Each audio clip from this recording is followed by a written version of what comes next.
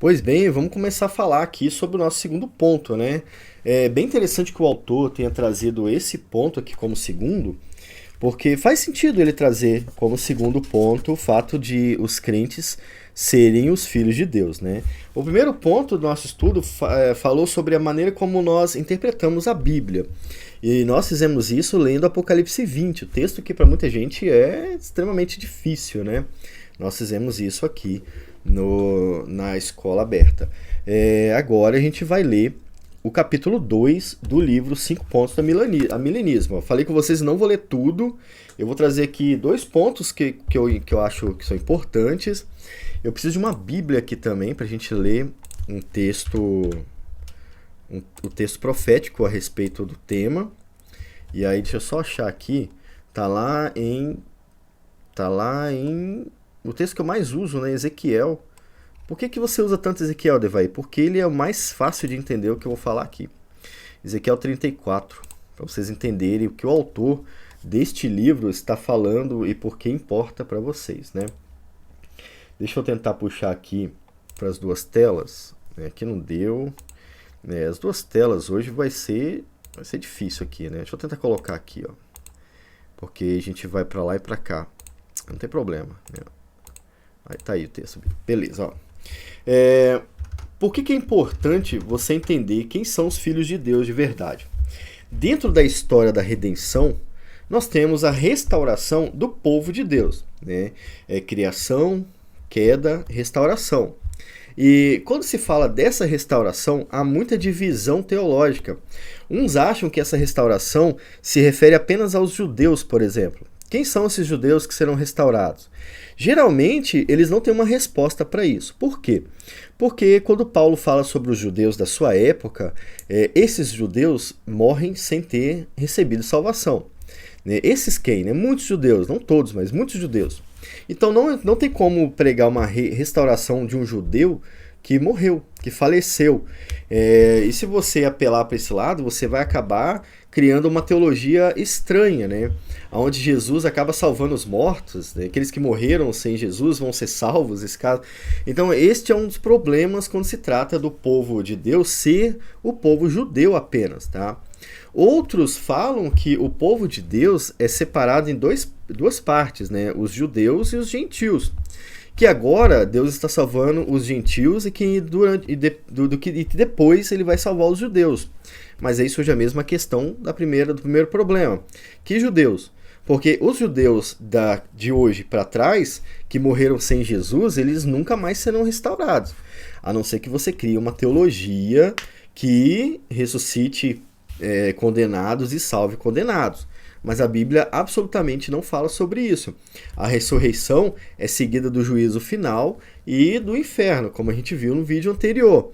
Então não tem como a gente salvar os judeus da época de Paulo, de Jesus, da sua época mesmo, se eles morreram. Tem como, tá?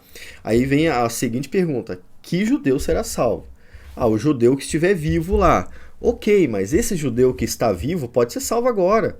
E de fato estão sendo. Muitos judeus têm sido convertidos ao cristianismo. Então eles estão sendo convertidos enquanto os gentios também são convertidos, né?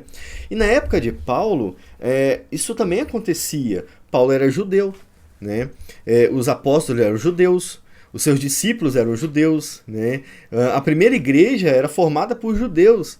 Então os judeus estão sendo salvos junto com os gentios. Enquanto Paulo foi pregar aos gentios, os outros apóstolos pregavam os judeus. E eles organizaram as igrejas, gerenciavam, pastorearam as igrejas de judeus. Entende? Então, esse processo acontece junto. E é por isso que o autor vai trazer. Os crentes são os filhos de Abraão. Quais crentes? Judeus e gentios que creem em Jesus. Durante todo esse 1000 anos que a gente está vivendo, né? Que não é literal, porque já se passaram 2, né? Mas é um período grande de tempo. Durante todo esse período de tempo, nós somos salvos porque somos os filhos de Deus. Os filhos de Abraão, nesse caso aqui. Os filhos de Abraão, gentios e judeus são filhos de Abraão, não importa onde eles nasçam, tá? Eu vou mostrar para vocês na Bíblia isso daqui a pouco, mas antes eu tenho que ler um pouco aqui do autor. Aqui é só uns 2 parágrafos para a gente entender, né? Ele fala aqui, ó, quem Deus tinha em mente quando prometeu um herdeiro a Abraão? Vocês viram que lá em Apocalipse 20, 21, você tem a mesma frase de Deus para Abraão sendo dita para aqueles que estão no céu, entende? Então, quem Deus tinha em mente quando prometeu um herdeiro a Abraão?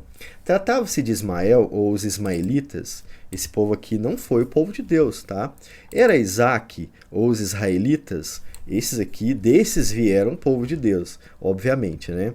Era Jesus Cristo ou eram os crentes?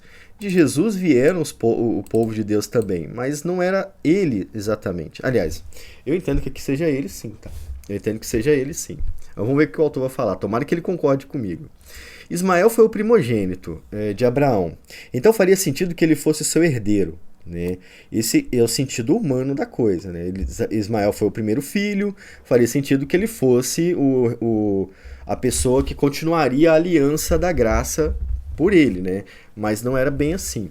A esposa de Abraão, Sara, sugeriu que Abraão tivesse um filho com a sua serva, Agar, para garantir um herdeiro para ele. O plano funcionou, Abraão em sua velhice teve um filho com uma mulher escrava. Então preste atenção nisso, Agar era escrava, tá? A gente vai ler um texto sobre isso daqui a pouco. O que manteve viva a linhagem de Abraão. Isso evitaria que toda a riqueza dele fosse dispersa entre seus servos, que é o que aconteceria caso Abraão e Sara morressem sem ter filhos, tá? E nesse caso aqui, Ismael herdaria a bênção dele. E de Ismael vieram os ismaelitas, uma nação grande e poderosa. A gente tem esse texto aqui em Gênesis 21, tá? O segundo filho de Abraão foi Isaque. O segundo, humanamente falando, né, foi Isaque. Ele era o filho de Sara, sua esposa. Isaque que se tornaria o pai de Jacó e o avô dos 12 patriarcas de Israel.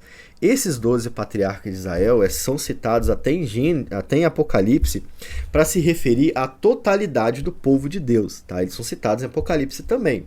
Então é importante esse número 12 aqui no Novo Testamento. Tá? Com os israelitas se tornariam uma grande nação. Jesus também é um descendente de Abraão, obviamente. E embora Jesus não tenha tido filhos físicos, ele deu, através da sua vida, da sua morte e da sua ressurreição, vida para todos os filhos espirituais de Abraão. Aqui a gente entra na questão dos filhos espirituais. Vamos deixar Paulo falar sobre isso daqui a pouco, tá? E conquanto esses filhos espirituais não pertençam a nenhuma nação geopolítica ou ética, eu vou mostrar para vocês isso aqui, eles constituem os cidadãos do reino dos céus, do reino de Deus. Qual dos três, Ismael, Isaque ou Jesus, Deus tinha em mente quando prometeu um descendente a Abraão?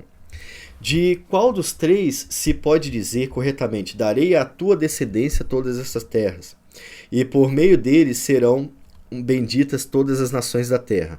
A quem Deus prometeu conceder essa herança? A Ismael e aos ismaelitas? A Isaque e os israelitas? Só isso mesmo?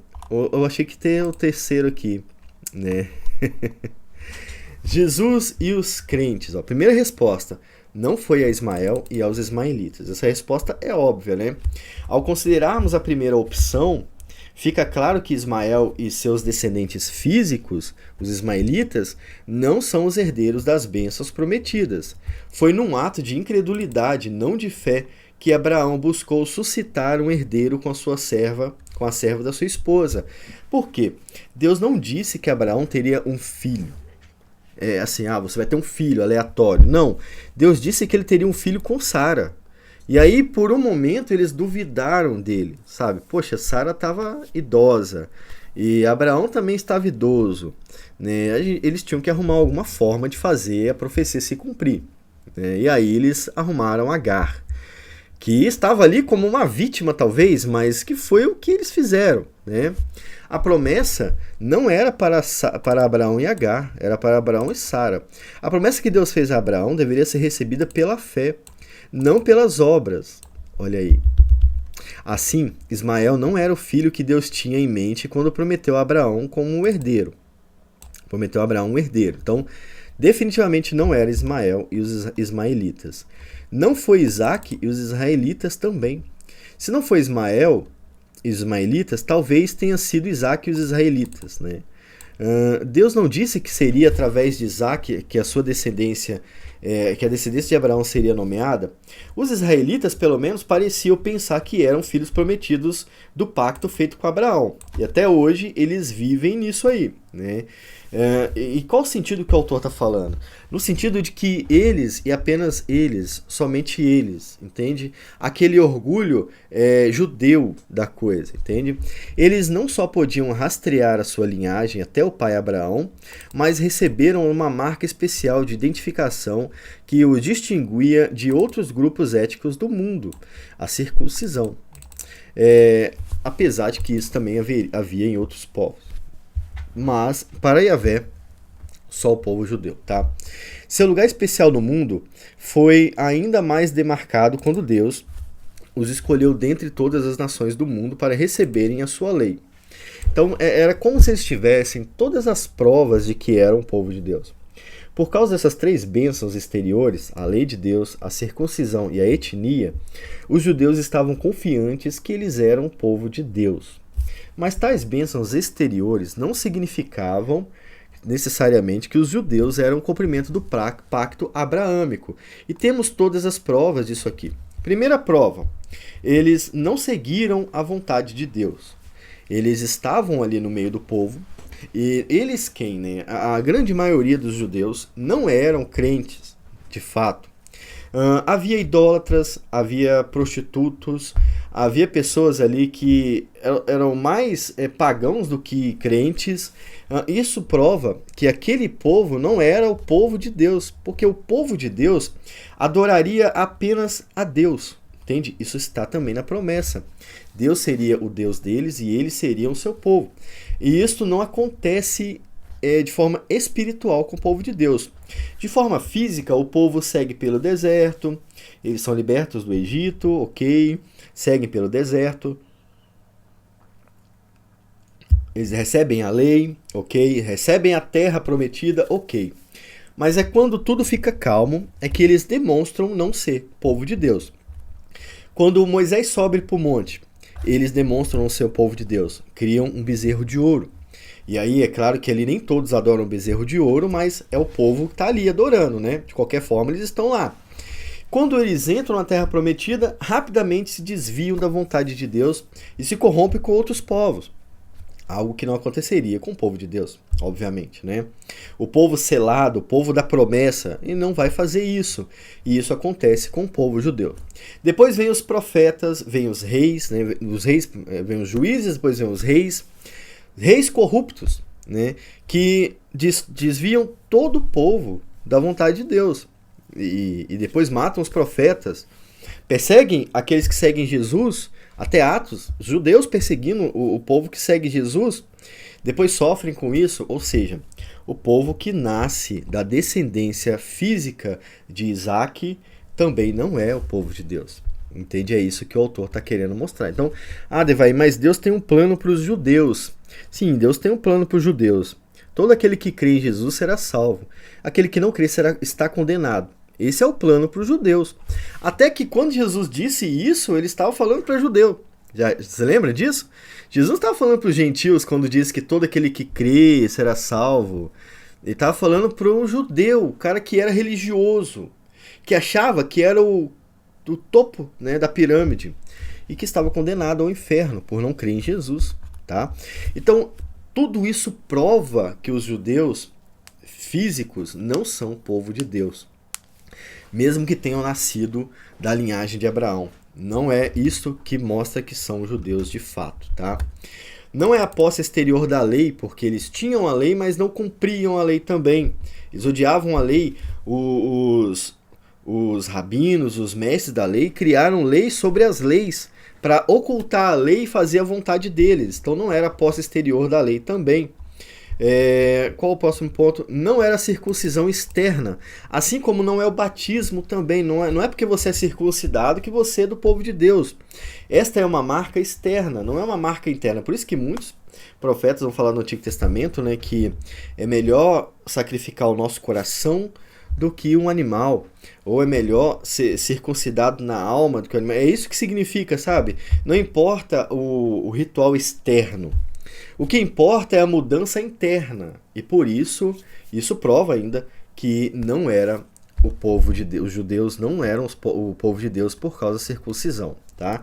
Assim como a gente vê a mesma questão do batismo, né? Mas o que não é o nascimento físico, como eu já disse, né? Já falei isso aqui.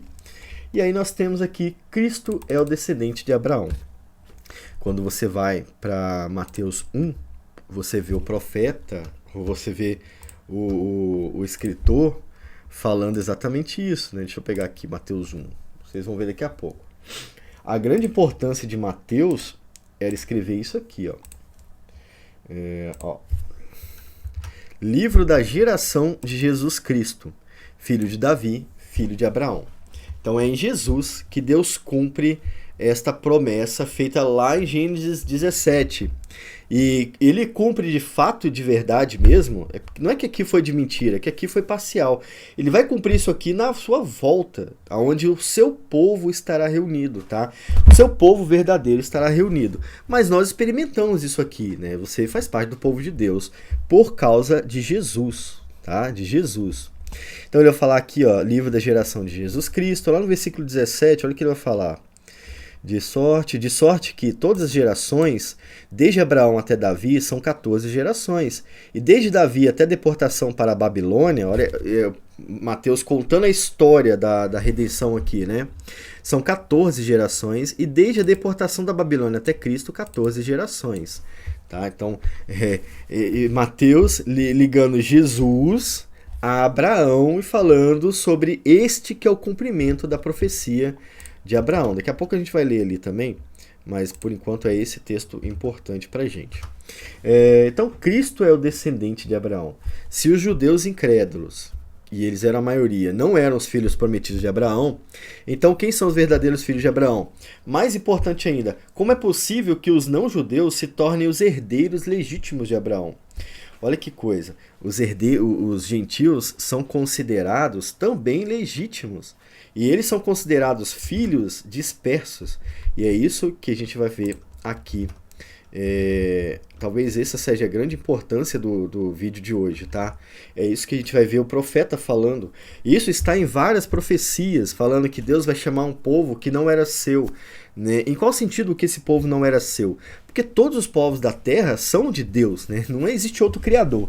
Ninguém criou pessoas com Deus, mas no sentido de ser parte do pacto da graça, dessa aliança entre Deus e o seu povo. Este é o povo. Quando ele vai falar sobre as suas ovelhas, acho que é no versículo 11, aqui ó, ele vai falar de um povo que está distante, né? Porque assim diz o Senhor, eis que eu mesmo procurarei as minhas ovelhas e as buscarei. Então, uma promessa que se cumpre em Jesus, tá? Se cumpre em mim, em você, até nos judeus que creram em Jesus. E aí ele vai explicar como ele faz, ó, como um pastor busca o seu rebanho no dia em que está no meio das suas ovelhas dispersas, assim buscarei as minhas ovelhas e livrá-las-ei de todos os lugares por onde andam espalhadas no dia nublado e de escuridão. Então ele conta uma mini parábola dentro da profecia e fala, imagina que o pastor está no meio das ovelhas que estão perdidas. Não é o pastor que está perdido, são as ovelhas que estão dispersas e perdidas. Ele está falando, eu vou fazer desse jeito e vou trazê-las de volta. Agora, um dia nublado e um dia de escuridão é a chance perfeita de uma ovelha se perder. Né? Ela se solta à noite e aí ela se perde, ela não sabe para onde ir. Jesus conta uma parábola exatamente assim no Novo Testamento. Tá? E é isso mesmo que vai acontecer. Então aqui Deus está mostrando que este povo que estava disperso era o seu povo. Só que esse era o povo que estava disperso. Lá em João 11 a gente tem a aplicação mais perfeita desse texto aqui, né? João 10, na verdade, né? Aqui, ó. Onde Jesus falar, em verdade vos digo que eu sou a porta das ovelhas. As ovelhas que estão perdidas entram por uma porta, que é Jesus. E todos que vieram antes de mim são ladrões e salteadores, que eram os fariseus, que eram os líderes que vieram antes de Jesus. Mas as ovelhas não os ouviram. Eu sou a porta, se alguém entrar por mim, salvar-se-á, e entrará e sairá e achará pastagem. Entrará dentro do aprisco, né? Passará pela porta e sairá dentro do aprisco. O ladrão não vem e tal. Eu sou o bom pastor, que dá a vida pelas ovelhas. Esse pastor, quando Jesus disse isso, ele estava falando sobre isto aqui, cara. Este texto que nós lemos aqui. Entende? E que são pessoas que estão fora do aprisco, como Jesus vai falar aqui no versículo 16, mas que são consideradas suas ovelhas, seu povo, tanto quanto quem está perto dele. Tão povo quanto quem estava vivendo no meio do povo judeu que cria em Jesus. Só que era um povo que estava disperso. Então, quem é o povo de Deus? Todos os crentes da terra, em todas as épocas, em todos os povos, nascidos ou não, nasceu na Babilônia ou em Jerusalém. Se creu em Deus, creu em Jesus, é o povo de Deus, é parte do povo de Deus. Ele vai falar aqui de forma bem clara. Eu ainda tenho outras ovelhas que são deste aprisco. Também me convém agregar estas, e elas ouvirão a minha voz, e haverá um rebanho e um pastor. Então, esta é a resposta mais direta sobre quem é o povo de Deus. É por isso que nós não entendemos que vai ter um momento especial para o povo judeu, ou que eles vão ser restaurados no final dos últimos tempos. Né? Final dos últimos tempos. Por quê? Porque Jesus ensina que todos os povos, de todos os lugares, que creem nele, são a sua geração, são o seu povo, sabe? E isso é importante quando a gente vai falar sobre escatologia também. Agora tem outro ponto aqui do livro que eu quero ler para vocês rapidinho. Tá na página 63. Eu não sei se aqui vai bater certinho, deixa eu ver aqui, ó. Tá no finalzinho. Não tá não. Aqui tá diferente, né? Então vamos voltar aqui. Deixa eu ver se eu consigo ver a barra lateral aqui, ó. Cadê? A igreja não substitui Israel. Aqui, ó. Pronto, este ponto aqui é importante. A igreja não substitui Israel. Muita gente vai achar que a igreja substitui. Nós cremos que a igreja é esse Israel, né? Que ela vem do Antigo Testamento. Ela não começa no Novo Testamento. Ela é a igreja no Antigo Testamento já. E os cultos no Antigo Testamento, lá no finalzinho, né? Antes de Jesus vir, já estavam até parecidos com o que a gente tem hoje. Leia Neemias 8 para você ver. Você vai ver um culto presbiteriano, batista, mais ou menos a mesma coisa, tá? A igreja não substitui Israel. Para encerrar aqui o nosso tema de hoje. Paulo queria deixar claro que os crentes não estavam tomando o lugar de Israel. Isso não é uma teologia que troca 6 por meia dúzia.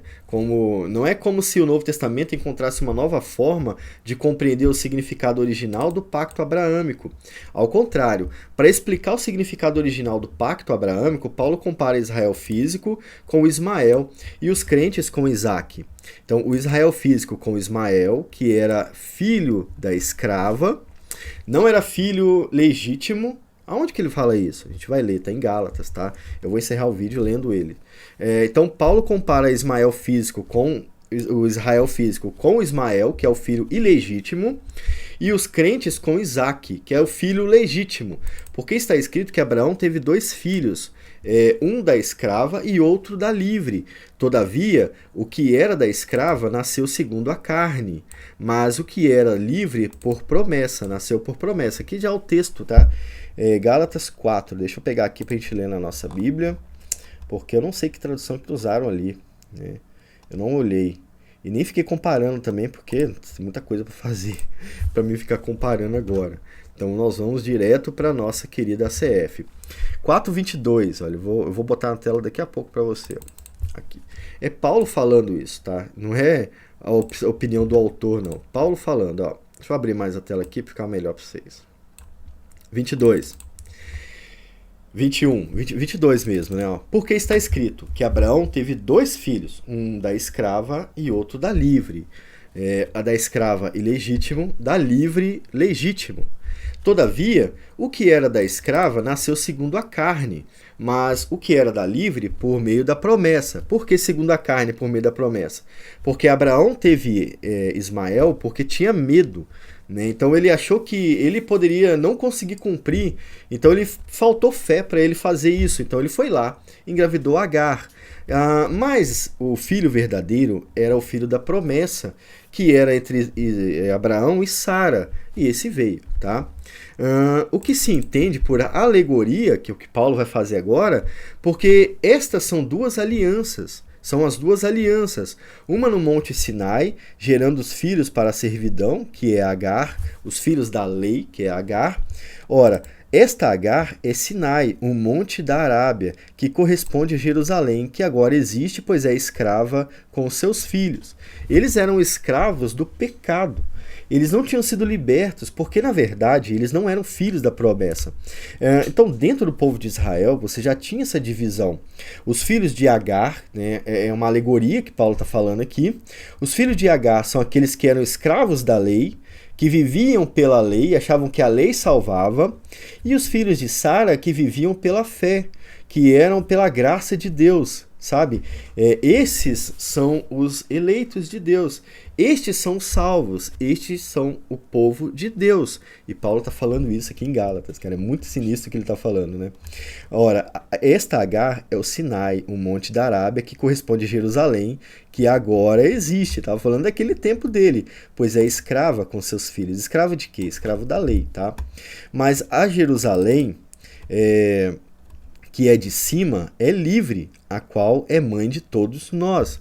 Essa Jerusalém é a cidade prometida por Deus, e não a cidade física que era escrava do pecado, mas a cidade espiritual.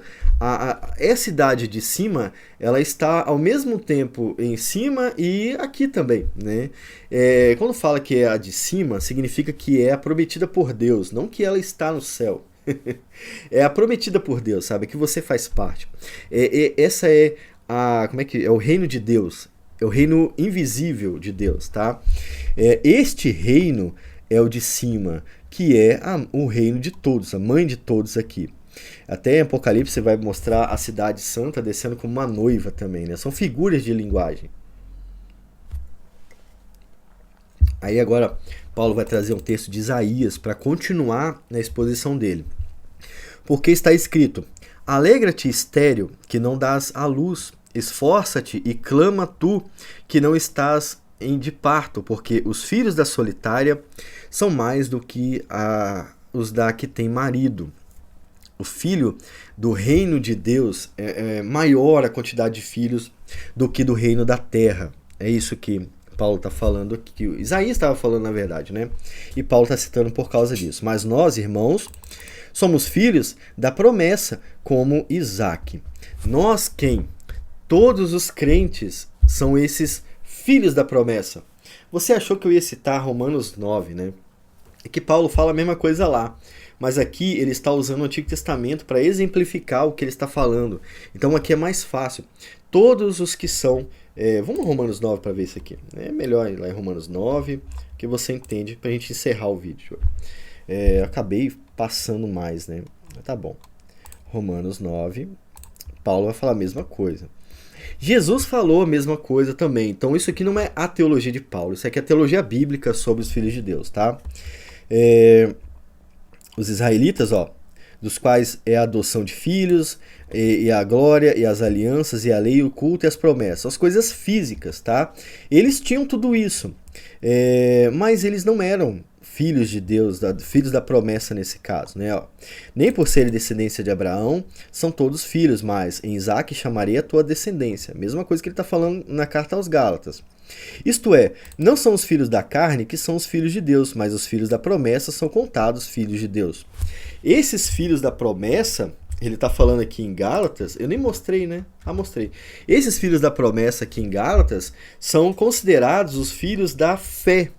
Porque quando Abraão teve um filho com Sara, ele fez isso pela fé em Deus, entende?